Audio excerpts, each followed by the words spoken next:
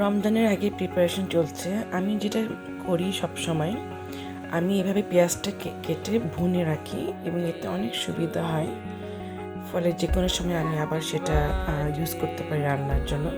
এখানে আমার একটা টিমমেট নুসরাত, ও কেক নিয়ে এসেছিল বাসায় এবং সে কেক দেখলে ইয়াসিনের তো বার্থডে করতে হবে এবং দেখেন সে ও কেক কাটছে এবং সে বার্থডে সেলিব্রেট করছে।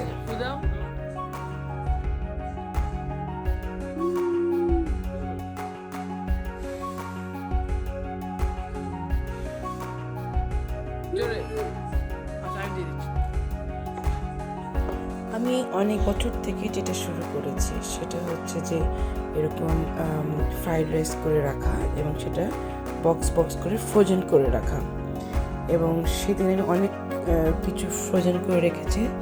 তারপরে দেখেন যে আমি ভোরবেলা যখন উঠি তখন একদম অন্ধকার ছিল।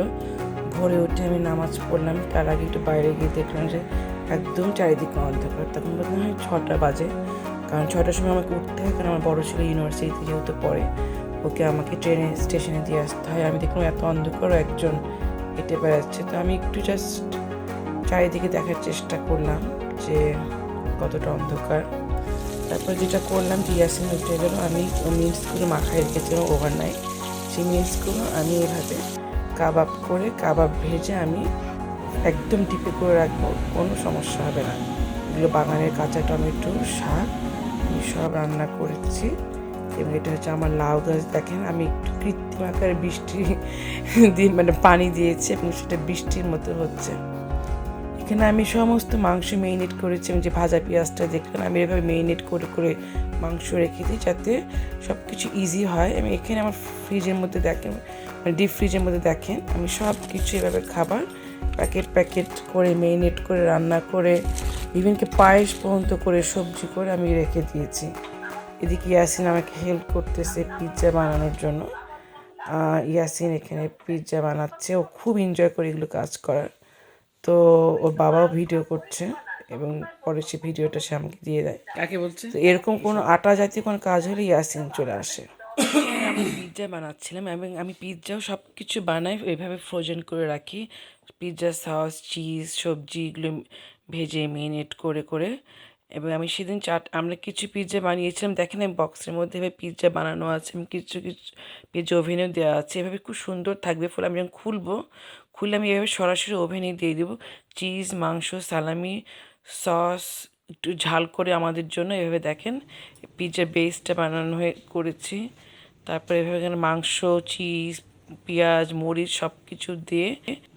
আমি কখনো হোমমেড আইসক্রিম বানাইনি, এই প্রথম আমি হোমমেড আইসক্রিম বানালাম এবং আমি একটু M&Mও দিলাম। এত মজা হয়েছিল, আমার ছেলেরা তো বিশ্বাস করতে পারে নাই যে এটা আমি আসলে বাসায় বানিয়েছি এবং সবাই তো ওটাই খেলো।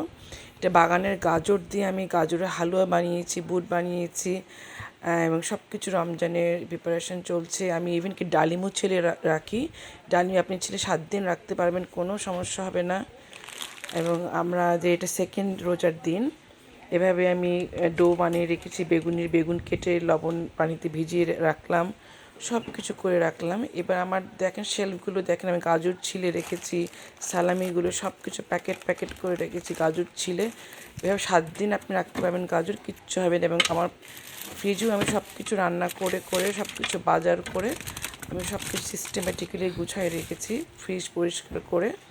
এবং ইনশাআল্লাহ রমজানে আমি যেহেতু চাকরি করি, আমার সব কিছু তৈরি থাকলে আমার জন্য খুব সুবিধা হবে। এবং গাজরও প্যাকেট করে করার আছে যাতে কারো কোনো অসুবিধা না হয়, ওরা নিজেরা ইফতারি করে বাসায়। রোজার আগে আমি চেষ্টা করেছি আমার গাড়িগুলো ভিতরে বাইরে ক্লিন করার। আমি পুরো গাড়িটা ডিসইনফেক্ট করি, অ্যাটলিস্ট চেষ্টা করি মান্থলি একবার করার। ভ্যাকিউম করে আমি ডিসইনফেক্ট যে শিটটা পাওয়া যায় সেটা দিয়ে বা স্প্রে করে এবং গ্লাস ক্লিনার দিয়ে সব কিছু পরিষ্কার করি সিটগুলো। এবং আমার কাছে মনে হয় এই কোভিডের টাইম থেকে আমি এগুলো শুরু করেছি যে প্রতিদিন যে কাপড়টা পরবো সে কাপড়টা ধোয়া এবং বাইরে থেকে এসে সবাই হাত মুখ ধোয়া, গার্গল করা, গাড়ি পরিষ্কার করা, সব কিছু আমি এভাবে করার চেষ্টা করি। এতে যেটা কী হয় কি, আমি মন থেকে একটু শান্তি পাই যে আমার গাড়িটা পরিষ্কার আছে এবং কোনো জীবাণু নয়। আমি জানি না, এটা আমার ইদানিংকালে খুবই বেড়েছে। আমার বিভিন্ন রকমের স্প্রে ইউজ করি, সব কিছু আছে।